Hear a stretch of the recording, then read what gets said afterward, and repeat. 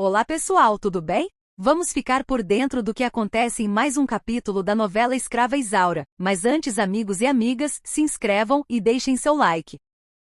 Tensão e conflitos se intensificam, revelando segredos e decisões que mudam os rumos da fazenda e da vida de Isaura. Helena, em conversa com o pai e com a irmã, mostra-se indignada com o comportamento de Leôncio, afirmando que ele é um homem perdido e sem remédio, enquanto Malvina, mesmo sofrendo, ainda confessa amar o marido. Helena, revoltada com a submissão da irmã, insiste que ela precisa se valorizar e deixar de aceitar humilhações, dizendo que nenhuma mulher merece ser traída. Malvina se defende, dizendo que as mulheres devem respeito aos maridos, mas Helena retruca com firmeza que maridos como Leôncio não merecem respeito algum. O pai delas, o coronel, apoia a fala da filha mais nova e diz que Malvina deveria voltar para a casa da família, mas Malvina decide permanecer na fazenda, justificando que o sogro precisa dela e que jamais viveria sob o mesmo teto que Rosa, a moça que o pai delas havia comprado. O coronel tenta justificar sua atitude, dizendo que Rosa é uma boa moça, apenas um pouco atrevida,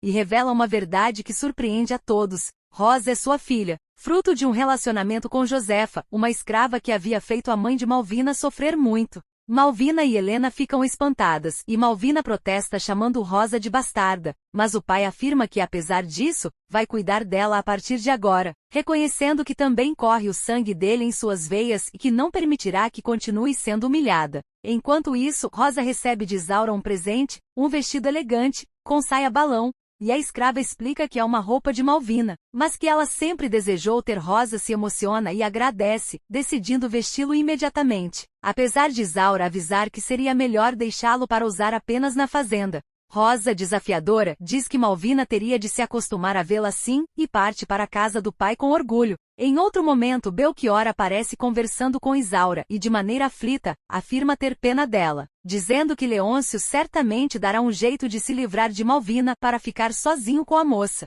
Isaura se desespera, cansada daquela perseguição sem fim, e Belchior continua a insistir, dizendo que escuta coisas e sabe que o senhorzinho é capaz de tudo. Enquanto isso, Leôncio organiza uma emboscada com seus homens para defender o café, desconfiando que os inimigos voltarão a atacar a fazenda. Ele dá ordens severas para que fiquem de tocaia e que, se encontrarem os invasores, atirem primeiro e perguntem depois. O clima familiar se torna tenso e conflituoso quando o coronel revela às filhas Malvina e Helena que pretende acolher Rosa, afirmando que a tratará como mais uma filha, pois é sangue do seu sangue. As moças, surpresas e indignadas, questionam o pai, dizendo que jamais poderiam aceitar como irmã uma mulher que nasceu escrava e sempre foi criada como tal. O coronel tenta acalmá-las, explicando que Rosa é fruto de uma relação antiga com Josefa, e que deve a ela um gesto de reparação, já que a pobre mulher morreu por sua causa. Helena reage com espanto e repulsa, dizendo que era o que lhe faltava agora, ter uma irmã escrava. Malvina, tomada pela raiva, afirma que nunca compreenderá essa preocupação do pai com a bastarda, e que jamais a aceitará como parte da família. O coronel, sereno, diz que entende a revolta das filhas, mas insiste que Rosa carrega o mesmo sangue deles e merece um destino melhor. Ele recorda com tristeza que sofreu muito nas mães de suas filhas, que, dominada pelo ciúme, mandou quebrar-lhe os dentes quando descobriu que ela estava grávida. Ao ouvir isso, Malvina, chocada, pergunta se é verdade que sua mãe havia mandado fazer tal atrocidade, pois Leôncio vive a jogar isso em seu rosto e ainda usa o fato para justificar as maldades que pratica com suas escravas. O coronel, envergonhado, confirma que a história é verdadeira, dizendo que sua falecida esposa era uma mulher nervosa e de gênio forte, e que ao se descontrolar de ciúmes, mandou castigar, que acabou sendo enviada para a fazenda do comendador Almeida, onde morreu logo após dar à luz. Malvina, ainda perturbada, pergunta por que o pai não criou a menina como filha, e ele explica que sua esposa quis matá-la. Para proteger a criança, a comadre Gertrudes mentiu dizendo que ela havia morrido, e o comendador jamais contou a verdade. Durante muitos anos, o coronel acreditou que Rosa estava morta, e só recentemente soube que ela estava viva. Agora, decidido a reparar o passado, ele quer cuidar dela e mudar seu destino, ainda que tenha nascido escrava. Malvina, ofendida e inconformada, rebate dizendo que o pai deveria esquecer que ela é sua filha,